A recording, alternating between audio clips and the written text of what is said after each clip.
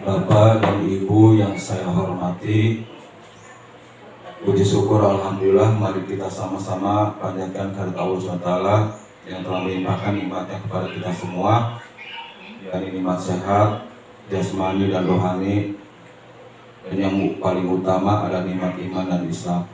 Salawat beserta salam semoga senantiasa tercurah limpahkan pada junjungan alam Habibana wa Nabiyana Muhammad Sallallahu Alaihi Wasallam. Bapak dan Ibu guru yang hebat yang saya banggakan, pertama-tama mohon maaf yang sebesar-besarnya Bapak dan Ibu pada kesempatan ini dikumpulkan dalam rangka seminar tentang penguatan implementasi sekolah ramah anak untuk mewujudkan lingkungan belajar aman dan nyaman melalui kebiasaan Jumat Barokah yang disingkat dengan Jumbar. Bapak dan Ibu yang saya hormati, kenapa saya memilih Jumbar? Di sini latar belakang proyek ya. Pertama, kondisi real sekolah SDN Sukaraja 2 ini, SDN kita yang tercinta ini. Pertama, tata letaknya ada di Dusun Cilengka RT 008 RW 03 Desa Sukaraja, Kecamatan Nomerta, Kabupaten Karawang. Mengalami beberapa tantangan yang masih ditemukan di sekolah, seperti perilaku peserta didik yang kurang disiplin, rendahnya empati dan kepedulian sosial, kurang optimalnya komunikasi antar warga sekolah, serta berdaya sekolah yang belum sepenuhnya mencerminkan prinsip ramah anak. Kemudian, hal ini menunjukkan perlunya sebuah intervensi dan inovasi program yang mampu memperkuat nilai-nilai positif secara berkelanjutan dan melibatkan seluruh warga sekolah maupun pemangku kepentingan. Untuk menjawab kebutuhan tersebut, sekolah berinisiatif mengembangkan program kebiasaan Jumat Barokah atau yang disingkat dengan Jumbar. Nah, adapun kegiatan Jumat Barokah ini, materinya bisa nanti disusun ya, apa saja yang akan kita tuangkan. Yang tentunya dalam pembentukan karakter ini bisa dibagi menjadi dua opsi. Pertama, bidang kerohanian, kemudian yang kedua bidang kesehatan. Yang tentunya kalau bidang kerohanian ini akan dipandu langsung oleh guru PAI ya, yaitu Pak Najab Suryadi. Bagaimana Pak? Siap? Siap. Ya, terima kasih. Kemudian yang kedua yaitu bidang kesehatan. Nah, bidang kesehatan ini akan dipandu langsung oleh guru PJOK, yaitu Pak Firman. Ya, bagaimana Pak Firman? Siap? Siap ya, terima kasih. Nah, kenapa saya memilih ini? Pertama, kondisi latar belakang tadi yang saya utarakan. Kemudian yang kedua yaitu adanya penurunan ya, adanya penurunan dalam rapot pendidikan. Nah, ini adanya penurunan dalam rapot pendidikan.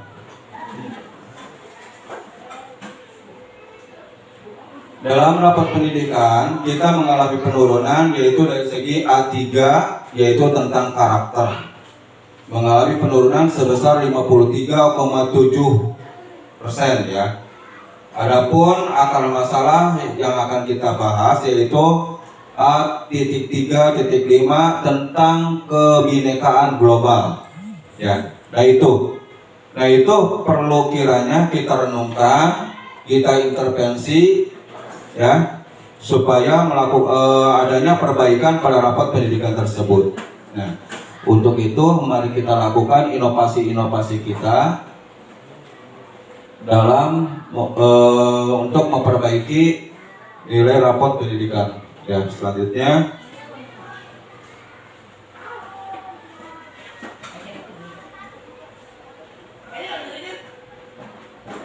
nah, di sini ada identifikasi masalah strategis ya.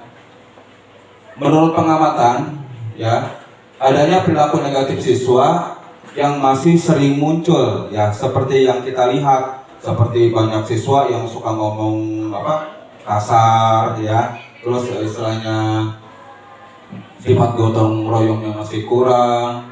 Nah itu perlu kita tindak lanjuti ya. Nah, untuk itu bisa ditindaklanjuti dengan kegiatan pembiasaan tadi ya. Kemudian alasan perlunya transformasi data rapor pendidikan bidang karakter pada PBD mengalami penurunan. Membangun budaya positif di sekolah, menerapkan komunikasi tanpa kekerasan ya.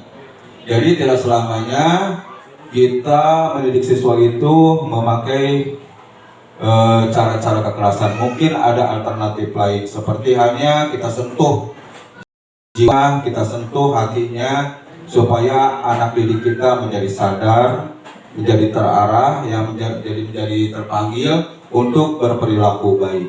Nah, itu. Selanjutnya, konteks kebijakan nasional. Nah, tentang sekolah ramah anak ini sudah diatur oleh pemerintah Republik Indonesia melalui Undang-Undang Nomor 23 Tahun 2002 ya, yaitu kemudian diatur lagi oleh Undang-Undang Nomor 35 Tahun 2014 tentang perlindungan anak ya, yang menegaskan kewajiban satuan pendidikan untuk menyediakan lingkungan yang aman dan melindungi anak-anak dari segala bentuk kekerasan, diskriminasi, dan perlakuan salah. Kemudian pemerintah juga mengatur tentang sekolah ramah anak ini, yaitu pada Permendikbud nomor 82 tahun 2015 tentang pencegahan dan penanggulangan kekerasan di satuan pendidikan. Ya, selanjutnya pada program penguatan pendidikan karakter atau PPK, pemerintah menegaskan melalui Permendikbud nomor 20 tahun 2018 juga menjadi landasan kuat bagi penerapan Jumat Barokah atau yang disingkat dengan Jumbar. Nah itu ya. Menteri PPPA nomor 8 tahun 2014 dan nomor 11 tahun 2011 yang mendorong satuan pendidikan untuk menumbuhkan budaya sekolah yang aman, sehat, bersih, inklusif, dan menyenangkan. Nah ini sudah ada aturannya ya, sudah ada peraturan pemerintahnya. Jadi sekolah ramah anak itu sudah ada peraturan pemerintahnya. Kemudian hasil diskusi lapangan ini nanti ya akan kita laksanakan. Tentunya dalam pelaksanaan sekolah ramah anak ini tidak bisa oleh kita sendiri. Tentunya harus melibatkan banyak orang. Seperti seperti guru, komite, siswa, dan orang tua atau wali murid, yang menunjukkan bahwa implementasi program pembiasaan Jumat Barokah ini perlu dipandang strategi aktif ya, sebagai pembiasaan untuk menghasilkan sekolah ramah anak gitu ya. Nah ini jadi dalam rangka mewujudkan sekolah ramah anak ini tidak bisa oleh kita sendiri, harus ada kolaborasi antara pihak sekolah, komite sekolah, dan orang tua wali murid ya itu. Selanjutnya tujuan dan sasaran proyek sekolah ramah anak. Tujuan umum meliputi proyek transformasi kepemimpinan sekolah. Adapun tujuan pada kegiatan penguatan implementasi sekolah ramah anak melalui pembiasaan Jumat Barokah. Kemudian yang kedua, tujuan khususnya yaitu transformasi kepemimpinan sekolah pada kegiatan pembiasaan Jumat Barokah. Tujuan khususnya. Kemudian sasarannya melalui kegiatan pembiasaan sekolah ramah anak pada aspek kegiatan Jumat Barokah, peserta didik diharapkan satu, peserta didik memiliki sifat religius, berkarakter, dan peduli terhadap sesama. Yang kedua, meningkatkan sikap disiplin, sopan santun, dan etika berinteraksi. Yang ketiga, terbiasa menjaga keberhasilan lingkungan sekolah. Yang keempat, merasa aman dan nyaman berada di sekolah. Yang kelima, kekerasan, perundungan, dan diskriminasi. Kemudian yang keenam, memiliki kepedulian sosial melalui kegiatan sedekah atau infak pada Jumat Barokah. Nah itu.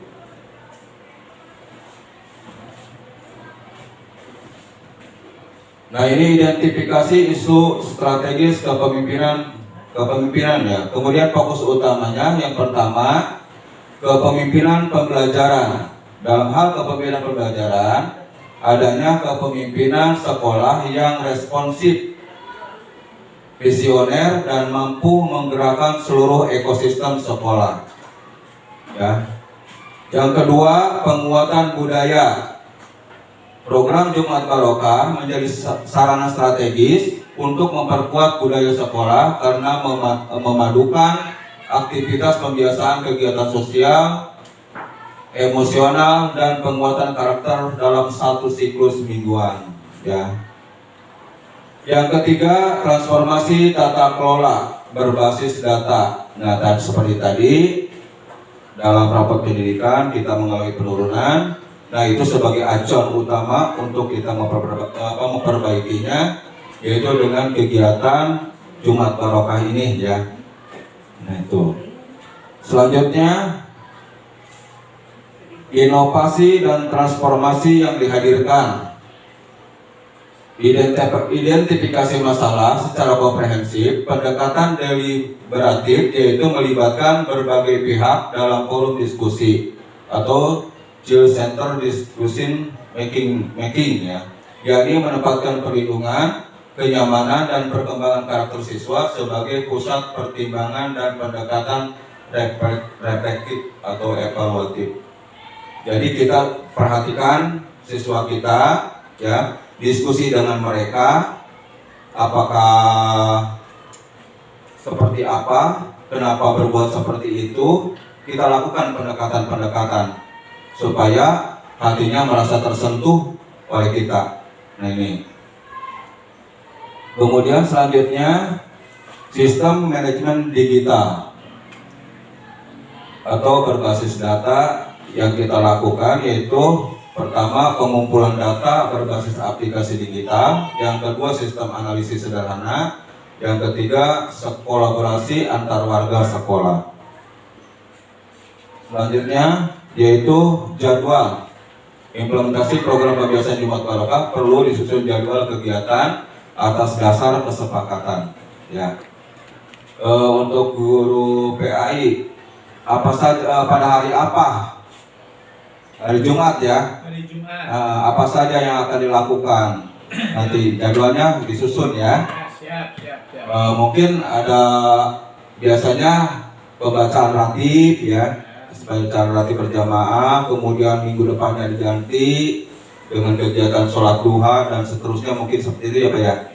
Nah, untuk kegiatan PJOK nanti ada kegiatan setelah pembacaan ratib ini akan dilakukan kegiatan PLH ya, peduli lingkungan hidup ya. Biasanya diisi dengan bersih-bersih atau jumsih ya gitu. Selanjutnya